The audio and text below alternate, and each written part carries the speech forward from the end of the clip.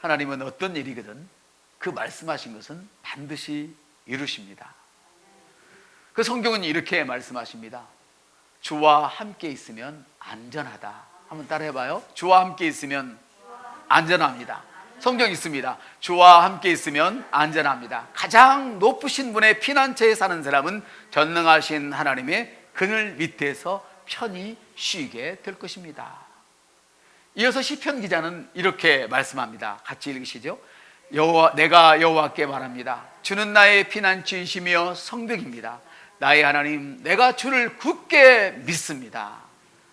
생명을 다하여 하나님을 의지할 수 있다는 것은 우리에게 얼마나 큰 위로가 되고 확신이 되고 자신감이 되는지 모릅니다. 왜 오늘날 교회들이 정부의 지배를 받습니까? 왜 받습니까? 어느 성도가 이런 얘기를 하는 거예요.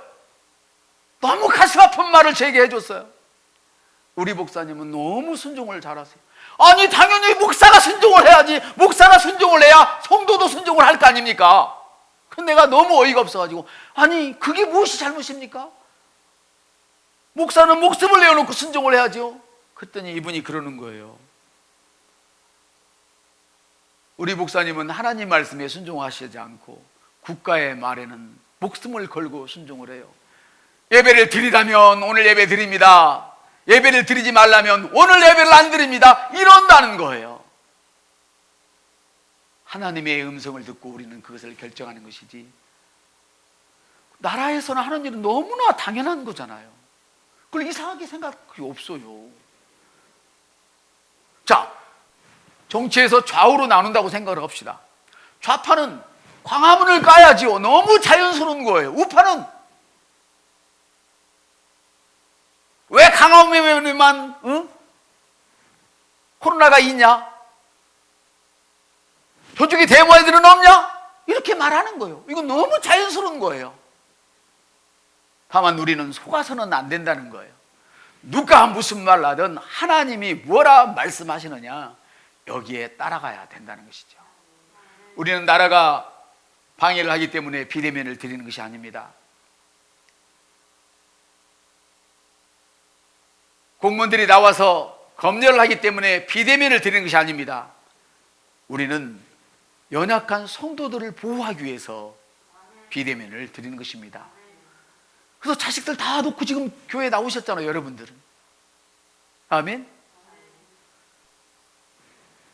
우리가 생명을 다하여 하나님을 의지할 수 있다는 것이 얼마나 큰 위로가 되고 확신이 되고 자신감이 일어나는지 모릅니다. 하나님 왜 이렇게 교회를 핍박하게 만드셨나요? 하나님께서 아닙니다. 사람들이 죄를 지었기에 사탄들이 교회를 핍박하는 것입니다, 여러분. 하나님은 교회를 핍박하신 적이 없습니다. 하나님은 핍박받는 교회를 세워주신 분입니다. 그리스도의 몸입니다. 할렐루야. 그러면 언제 교회가 핍박받을 짓을 했습니까? 언제? 예배를 귀히 여기지 않고, 교회를 귀히 여기지 않으니까 이런 질병을 보내어서 벌벌 떨게 하는, 사탄이 보낸 이 질병을 통하여 벌벌 떨므로 말미암아서 교회를 기피하는 현상. 왜 식당에서 밥을 먹으면 괜찮고 교회에서 밥을 먹으면 안 됩니까? 그동안 교회가 그렇게 연약하고 그렇게 세상에 휩쓸려서 살았기 때문에 그렇게 되는 것입니다.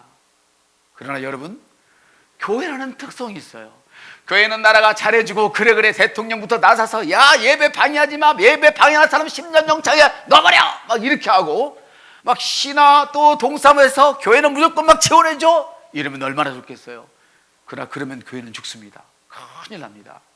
교회는 핍박을 받을수록 영이 강해지는 것입니다. 오늘 저에게서 느껴지지 않습니까? 교회라는 것은, 하나님의 영의 사람들이라는 것은 핍박을 받을수록 강해진다 이 말입니다. 그래서 초대교회 성도들은 죽일 때 그냥 죽였어요. 살아있는 사람을 톱으로 썰어 죽였어요.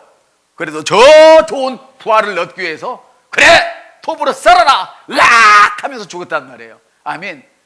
그러나 그런 것이 없이 편안하다 이런 사람들에게는 지옥이 강도처럼 들어와서, 도둑처럼 몰래 들어와서 요만한 곳뿐만 걸려도 코로나인가? 이러고 있단 말이죠. 사랑하는 성도 여러분, 주님을 굳게 믿을 때 하나님께서 당신을 돌보신다는 것을 이 아침에 기억하시기를 바랍니다. 아멘. 주님을 굳게 믿을 때 여러분을 위해서 하나님이 정해 놓으신 그 운명 가운데로 인도받는다는 것을 기억하시기 바랍니다. 아멘. 하나님은 신뢰할 수 있는 분이시고, 아멘, 신실하시고 우리가 충분히 의지할 수 있는 분입니다. 왜냐하면 하나님은 절대로 실패하지 않는 분이기 때문입니다. 성경에 기록되시되 보라 내가 택한 보배로운 모퉁이 돌을 시온에 두었노니 그를 믿는 자는 부끄러움을 당치 아니하리라 말씀하시는데요, 주님을 의지하면 부끄러움을 당하지 않습니다. 수치를 당하지 않습니다. 불명예를 당하지 않습니다. 어떤 일을 만나도 당황하지 않습니다. 그래서 주님은 성경을 통하여 주님을 더욱 신뢰하라고 말씀을 합니다. 믿음이라는 것은 신실하다, 충성스럽다는 말이 합성되어서 믿음이라는 단어가 만들어졌습니다. 그러니까 하나님을 신뢰하는 그런 믿음을 가진 자는 부끄러움을 당치 않는다. 우리 구신의 선배 가운데 한 사람이 서대문 형무소에 예전에 독방에 갇혔습니다. 겨울인데 빈대가 얼마나 많은지, 춥고 빈대 때문에 살 수가 없었습니다. 그래서 기도를 했는데 너무 더워서 옷을 다 벗어버렸습니다. 그 추운데 서대문 형무소에서 세면발 추운데 옷을 다 벗어제껴서 나중에 정신을 차려보니까 빈대가 자기 손 이렇게 손 안 닿는다까지 막 둥그렇게 까맣게 빈대가 모여있더랍니다. 자기에게 오지를 못하고. 여러분, 또 이런 일이 있습니다. 미국에서 그 벌레들이 막 판을 칠 때 신기하게 벌레들이 그렇게 많은데 울타리에 올라오다가 울타리에서 다 떨어지고 마는 거예요. 이런 기적들은 오늘날에도 수없이 많습니다. 아멘. 주님을 의지하면 어떤 일을 만나도 당황하지 않습니다. 성경을 함께 읽겠습니다. 너는 마음을 다하고 여호와를 신뢰하고 내 지식을 의지하지 말라. 너는 모든 일에 여호와를 인정하라. 그러면 그가 너에게 바른 길을 보이실 것이요 스스로 지혜롭다고 생각하지 말라. 너는 여호와를 두려워하고 악을 피하라. 아멘. 오늘 우리 교회에 특별히 많이 배운 분들이 계십니까? 나보다 좀 똑똑하다고 스스로 생각하시는 분은 안 계십니까? 절대로 스스로 지혜 있다고 생각하지 마시길 바랍니다.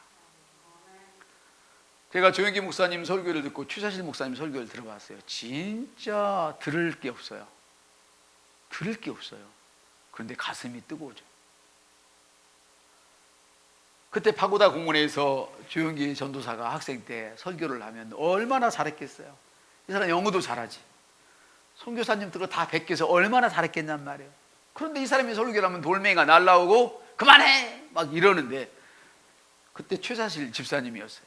그 양반이 설교를 하면 말도 안 맞고 말도 안 되는 소리를 하는데 사람들이 앞에 와서 나를 위해서 기도해달라고 하더라는 거예요. 아멘. 지혜롭다고 스스로 생각하는 사람은 얼른 내려놓으시길 바랍니다. 이 세상에 가난한 사람들의 대부분의, 아주 가난한 사람 말고 그냥 먹고 사는 사람들의 특징을 보면 거의 많이 배운 사람들입니다. 돈 많이 못 모아놓습니다, 이 사람들은. 근데 신기하게 많이 안 배운 사람은 돈을 많이 벌어놓고 삽니다. 여러분 왜 그럴까요? 그건 재정 공부 시간에 여러분들 배우시기를 바랍니다. 하나님은 절대로 실패하지 않으십니다. 절대로 실패하지 않는 하나님에 대한 믿음과 신뢰가 세력이 되기만 하면, 할렐루야, 믿음과 하나님에 대한 신뢰가 세력을 얻게 되면 거기서 기적이 일어납니다. 여러분, 제자들이 밖에 나가 복음을 전할 때 하나님께서 그 제자들이 전한 말씀을 확증하셨느니라 그랬어요. 이게 무슨 말이에요?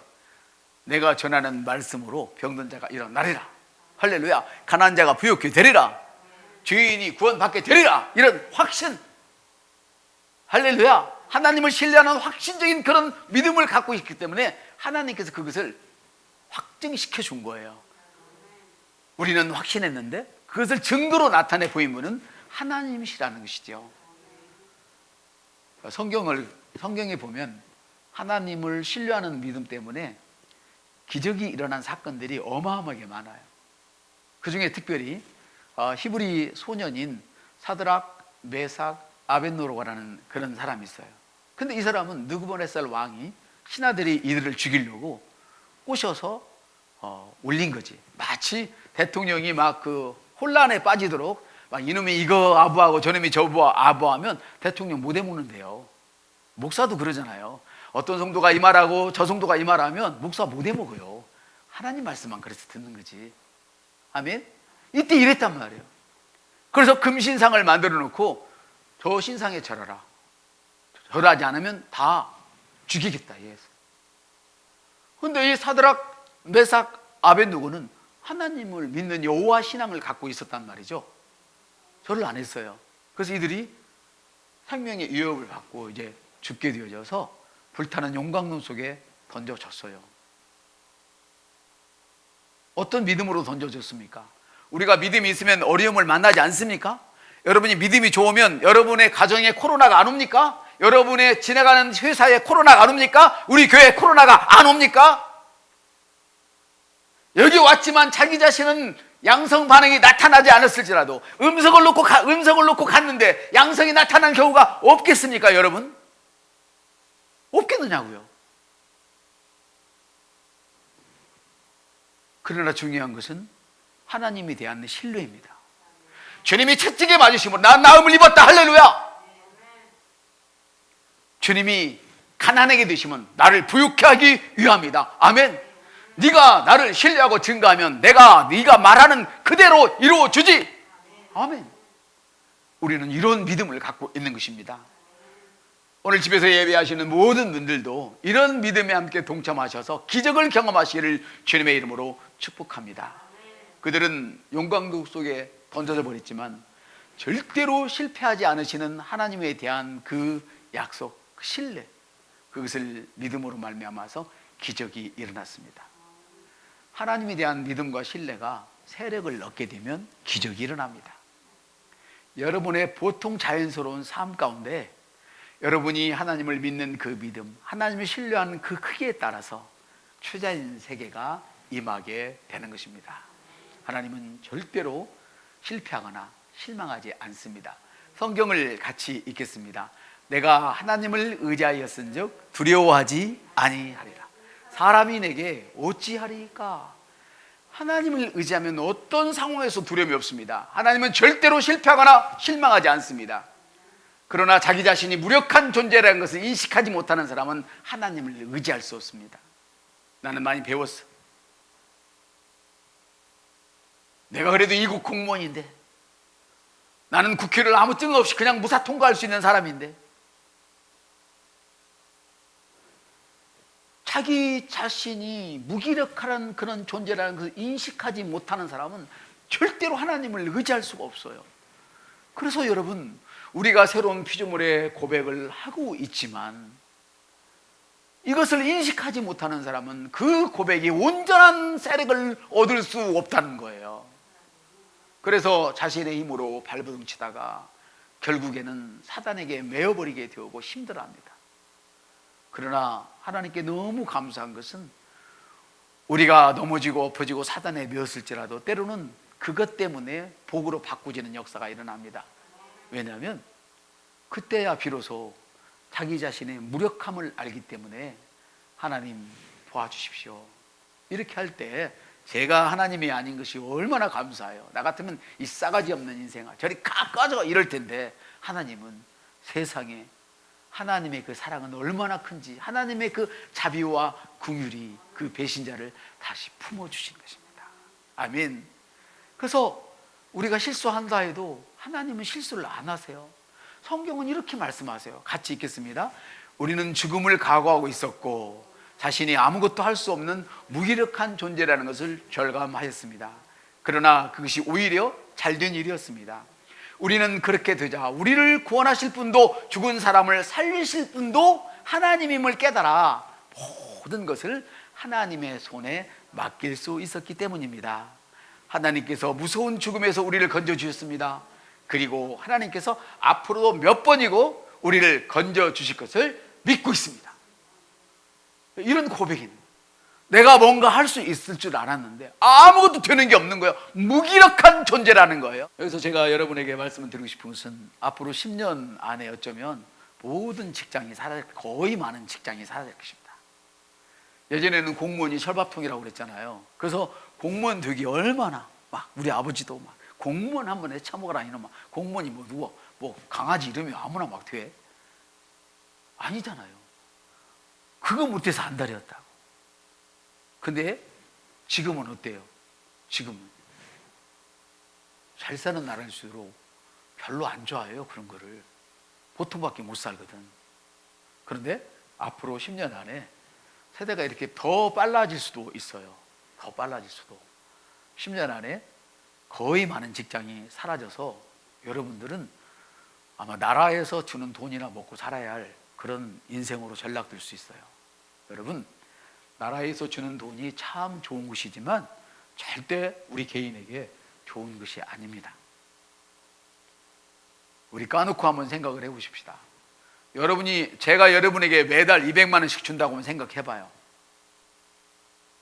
그럼 제가 여러분에게 200만 원 줄 때와 안 줄 때와 여러분이 저를 대하는 태도가 달라져요. 왜 그래요? 돈은 제2의 주인이기 때문에 그래요. 물론 하나님만을 주인으로 섬기는 사람은 별개의 문제지만요. 가장 통제하기 좋은 것은 돈을 조금씩 주는 거예요.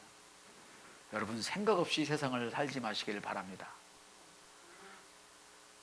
오늘 이렇게 고백합니다. 이제 죽었다. 죽음을 각오했단 말이에요. 이제 끝이다. 난 아무것도 할 수 없구나. 절망하고 있을 때 뭐 했어? 오히려 잘 된 일이다. 뭐가 잘 됐어요? 하나님을 찾을 수 있는, 전폭적으로 의지할 수 있는 기회가 됐다는 거예요. 하나님은 나를 구원하실 분이다. 죽은 자도 살리시는 분이 하나님입니다. 나는 이제 하나님의 손에 모든 것을 맡긴다. 여러분도 맡기시기를 주님의 이름으로 축복합니다. 아멘. 그랬더니 어떻게 되었어요?